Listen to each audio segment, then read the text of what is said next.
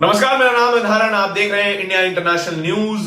यह है मेरा खास कार्यक्रम जहां मैं आपको दिन की 3 सबसे बड़ी खबरें बताता हूं। सबसे पहली खबर क्या है? देश में 80 दिनों से बवाल चल रहा है। छात्र प्रदर्शन कर रहे हैं, शिक्षा छीनी जा रही है, गुजरात मॉडल लागू किया जा रहा है और कोई खबर नहीं चलाई जा रही टीवी के ऊपर। दूसरी बड़ी खबर क्या है?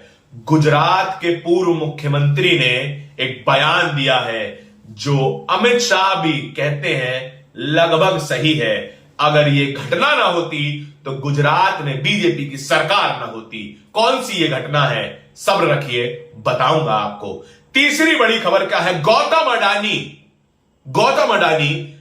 देश की मीडिया पर अपना एक छत्र राज चाहते हैं और वो चाहते हैं कि केवल कसीदे पढ़े जाएं, सवाल न पूछे जाएं। इन तीनों ही खबरों के बारे में आपको बताऊंगा। सबसे पहली खबर सुनिए। 80 दिनों से इस देश में बवाल चल रहा है। इलाहाबाद यूनिवर्सिटी में 300 गुना फीस वृद्धि के कारण छात्र प्रदर्शन कर रहे हैं पिछले 80 दिनों से लगातार। लेकिन क्या आपने आज तक टीवी पर इसकी खबर सुनी? नहीं सुनी होगी।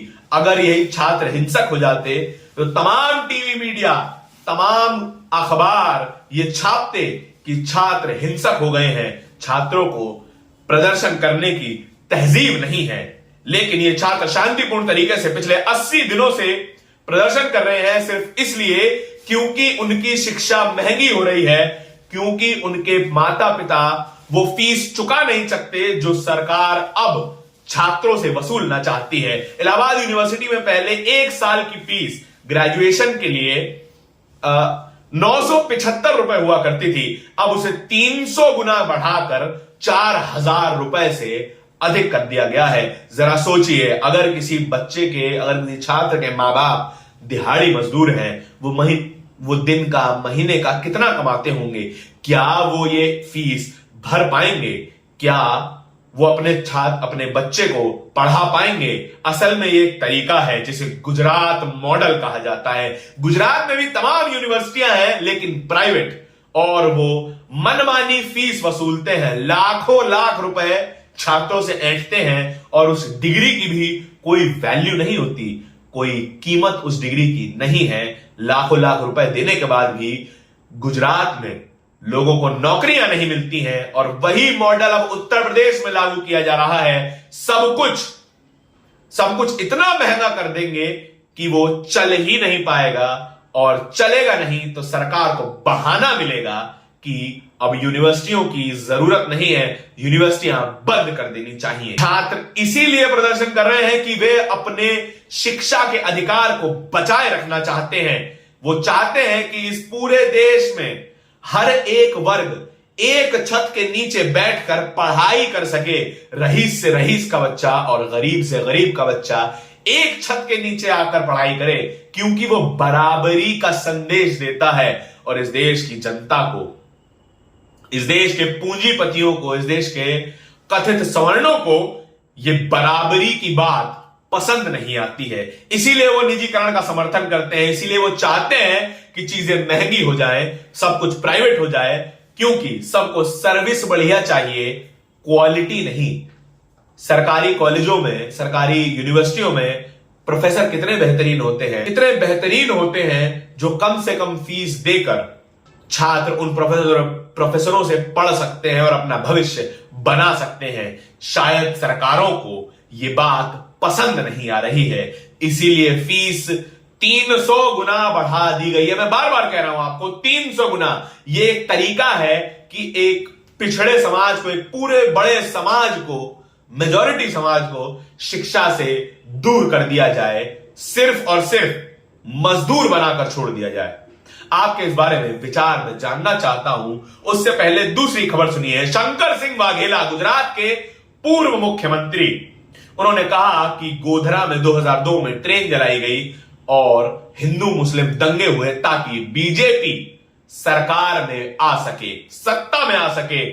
और बात सही है, तब से लेके आज तक, 2002 से लेकर आज तक गुजरात में किसकी सरकार है, कौन मुख्यमंत्री है और किस पार्टी की सरकार 27 सालों से चल रही है, वो एक घटना का राजनीतिक कनेक्शन है कि नहीं, मैं आपसे जानना चाहता हूं। आप क्या सोचते हैं, लेकिन अमित शाह क्या सोचते हैं, ये मैं आपको बता रहा हूं। गुजरात में 2002 में सबक सिखाने के बाद आज तक गुजरात में स्थायी शांति है। ये मैं नहीं कह रहा, ये अमित शाह कह रहे हैं, देश के गृह मंत्री कह रहे हैं। 2002 में वे गुजरात के गृह मंत्री थे और उन्हीं के कार्यकाल में 2002 का गुजरात दंगा हुआ। इन दोनों ही बयानों में कोई संबंध है क्या? मुझे तो साफ दिखाई दे रहा है। आपको दिख रहा है कि नहीं, ये मुझे बताइएगा जरूर। तीसरी खबर सुनिए, गौतम अडानी दुनिया के सबसे रईस व्यक्तियों में शुमार। कुछ दिनों पहले ही एनडीटीवी, एक बड़ा न्यूज ग्रुप, उसको एक्वायर किया और अब ये बयान आ रहा है कि हमारी ये जिम्मेदारी थी कि एनडीटीवी को एक्वायर किया जाए, एनडीटीवी को खरीदा जाए और वो बातें भी बताई जाए जो सरकार अच्छी कर रही है। असल में पत्रकारिता का काम, पत्रकारों का काम सरकार की वाहवाही करना नहीं है। सरकार के पास अपना तंत्र है, सरकार के पास एडवर्टाइजिंग बजट है जिसमें लाखों करोड़ों रुपया खर्च होता है। पोस्टर बैनर छपवाने के लिए लाखों करोड़ों रुपया खर्च होता है, टीवियों पर, टीवी चैनलों पर एडवर्टाइजमेंट देने के लिए।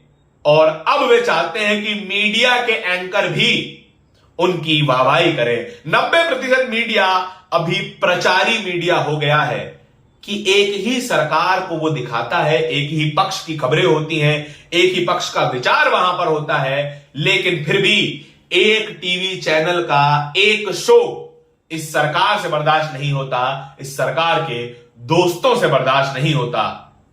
ऐसा क्यों है? क्योंकि ये चाहते हैं कि महज सरकार की वाहवाही हो।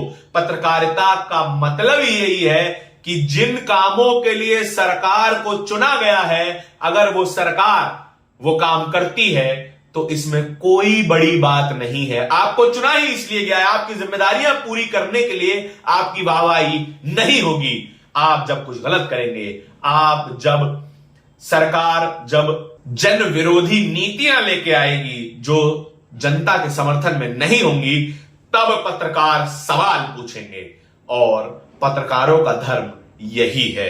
आपके इन तीनों खबरों के बारे में विचार क्या है? क्या 80 दिनों से चल रहे प्रदर्शन टीवी मीडिया को दिखाई नहीं देते? क्या सच में छात्रों को शिक्षा से दूर रखने की एक बड़ी प्लानिंग चल रही है इस देश में? क्या 2002 के गोधरा रायट्स राजनीतिक रूप से कनेक्टेड है? अमित शाह, शंकर सिंह वाघेला जो बात कर रहे हैं, इन दोनों का आपस में संबंध है क्या? या फिर एनडीटीवी, एक टीवी चैनल का एक शो, गौतम अडानी और उनकी दोस्त सरकार से बर्दाश्त आखिर क्यों नहीं हो रहा है? आपकी राय बहुत जरूरी है। धन्यवाद।